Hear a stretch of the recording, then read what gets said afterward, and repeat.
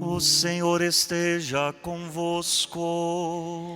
Ele está no meio de nós. Proclamação do Evangelho de Jesus Cristo, segundo Mateus.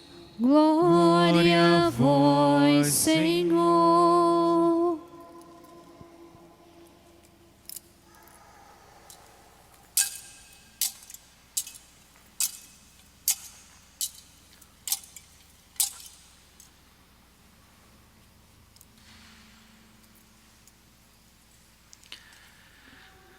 Tendo nascido Jesus na cidade de Belém, na Judéia, no tempo do rei Herodes, eis que alguns magos do Oriente chegaram a Jerusalém, perguntando: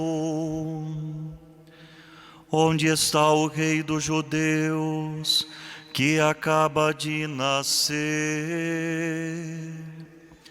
Nós vimos a sua estrela no Oriente e viemos adorá-lo. Ao saber disso, o rei Herodes ficou perturbado, assim como toda a cidade de Jerusalém. Reunindo todos os sumos sacerdotes e os mestres da lei, perguntava-lhes onde está o Messias que deveria nascer. Eles responderão: em Belém, na Judéia, pois assim foi escrito pelo profeta: e tu, Belém, terra de Judá, de modo algum és a menor entre as principais cidades de Judá, porque de ti sairá um chefe, que vai ser o pastor de Israel, o meu povo. Então Herodes chamou em segredo os magos e procurou saber deles cuidadosamente quando a estrela tinha aparecido. Depois os enviou a Belém, dizendo: ide procurai obter informações exatas sobre o menino. E quando o encontrardes, avisai-me, para que também eu vá adorá-lo. Depois que ouviram o rei, eles partiram. E a estrela que tinham visto no Oriente ia adiante deles, até parar sobre o lugar onde estava o menino. Ao verem de novo a estrela, os magos sentiram uma alegria muito grande. Quando entraram na casa, viram o menino com Maria, sua mãe. Ajoelharam-se diante dele e o adoraram. Depois abriram seus cofres e lhe ofereceram presentes: ouro, incenso e mirra. Avisados em sonho para não voltarem a Herodes, retornaram para a sua terra, seguindo outro caminho. Palavra da salvação. Glória a vós, Senhor. Queridos irmãos, queridas irmãs, nesta celebração, como havíamos dito ao início, nós fazemos memória do grande mistério da Epifania, da manifestação do Senhor Jesus. Todo o Natal é uma festa da manifestação de Jesus. Cada celebração mostra como Deus se revelou a nós na pessoa do menino de Belém. Mas aqui, nesta liturgia, nós contemplamos o fato de que o menino Deus foi revelado, mostrado aos magos. A salvação que acontece no menino do presépio de Belém, agora, através deles, é levado a todos os povos. Assim, o Evangelho nos fala dos magos. 3 homens sábios, estudiosos dos astros, astrônomos, talvez chefes religiosos.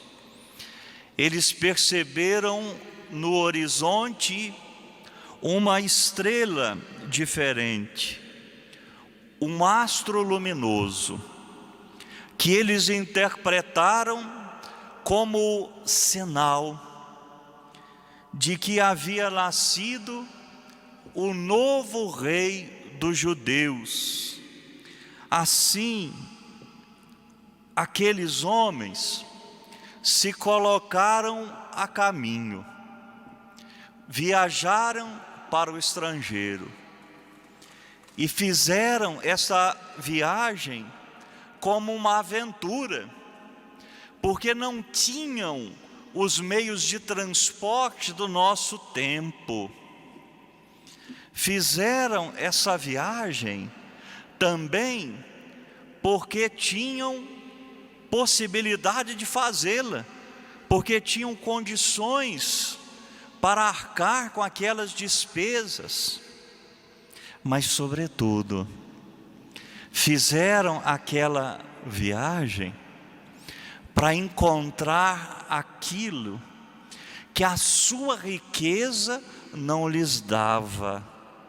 Eles entenderam que aquele astro luminoso era sinal de uma luz que, ao entrar na sua vida, os transformaria de forma total, dando sentido à sua existência, não só à sua, mas à história humana. E por isso, eles partem, eles saem de sua zona de conforto, porque têm no coração uma sede muito grande, um desejo muito grande de encontrar algo que dê sentido, um sentido maior ainda à sua vida. E eles vão seguindo aquela estrela e vão até Jerusalém. Vejam, aqui se cumpre a profecia da primeira leitura. Isaías convidava Jerusalém a se levantar, porque chegava a sua luz, a glória do Senhor. O profeta, tantos anos antes deste acontecimento, falava para aquele povo que a luz que ali se manifesta se opõe a todas as trevas. A glória do Senhor se manifestava naquela cidade. Os povos, dizia Isaías, caminham à tua luz, os reis chegarão ao clarão da tua aurora, com eles virão as riquezas do além-mar. As riquezas do além-mar são levadas por aqueles homens nos seus presentes. O ouro, um presente digno de um rei. Assim se reconhece a realeza de nosso Senhor.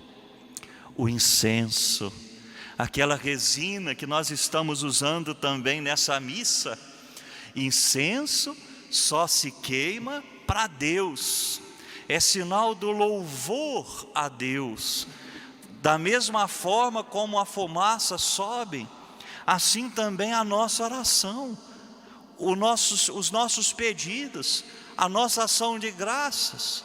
Com o incenso se reconhece a divindade daquele menino, e a mirra, um unguento, um óleo, com que eram ungidos os corpos dos mortos, e assim se reconhece a humanidade de nosso Senhor, e de alguma maneira também se faz alusão à sua paixão, à sua morte de cruz, porque aquele menino nasce para entregar-se na cruz, e depois, é claro, para ressuscitar por nós.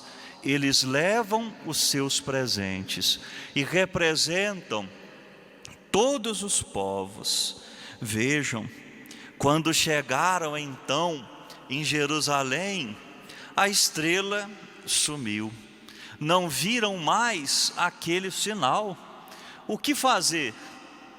Aí buscaram a sabedoria das Escrituras, buscaram a resposta na palavra de Deus.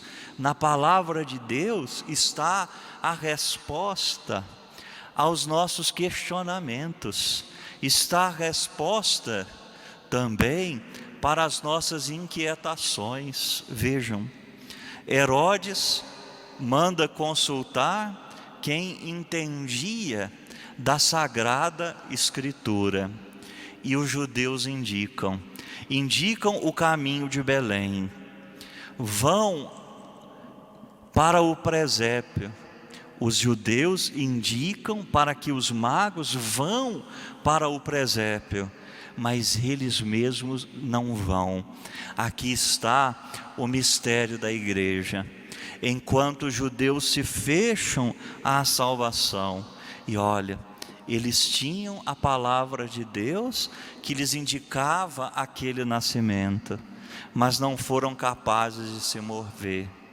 Herodes estava perturbado, talvez porque fosse perturbado, porque se sentia ameaçado no seu trono por aquele rei que nem é deste mundo, seu reino nem é deste mundo. Mas Herodes não era capaz de entender isto.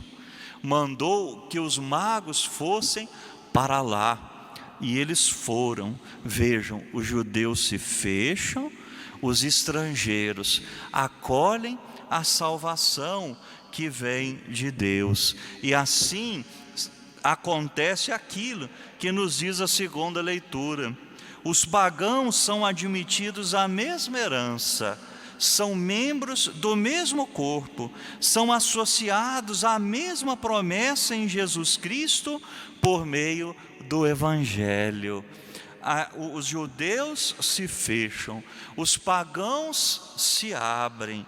Na pessoa dos 3 reis magos, as nações pagãs são admitidas à mesma herança de Israel, herdam a fé do pai Abraão.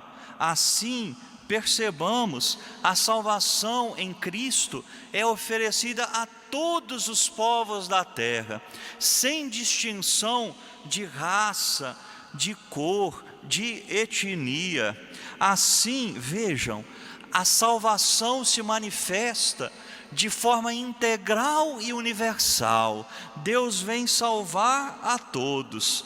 Assim, nós encontramos o mistério que esta solenidade deseja apontar. Os magos encontraram a luz da humanidade, a salvação oferecida aos povos da terra, sem distinção de raças e culturas. Quando partiram, vejam, para Belém, seguiam de novo a estrela que apareceu novamente, e a estrela os conduziu até a manjedoura. E depois de ter encontrado o menino, o que aconteceu? Vejam, eles se ajoelharam o adoraram e ofereceram seus presentes, dos quais nós já falamos. Mas na verdade, eles deixaram um presente? Só isso? Ou eles encontraram um presente? Eles encontraram o grande presente de Deus para a humanidade. Ofereceram algo de si, mas receberam aquilo que, como dizia, a sua riqueza não podia lhes dar. Queridos irmãos e irmãs, e o que aconteceu? Veja como São Mateus é preciso. Depois daquele encontro, eles não voltaram pelo mesmo caminho, não voltaram pelo caminho de Herodes, mas voltaram por uma nova estrada, porque eles descobriram um novo caminho. O novo caminho da humanidade é o Senhor Jesus, é a salvação que Ele oferece a todos nós.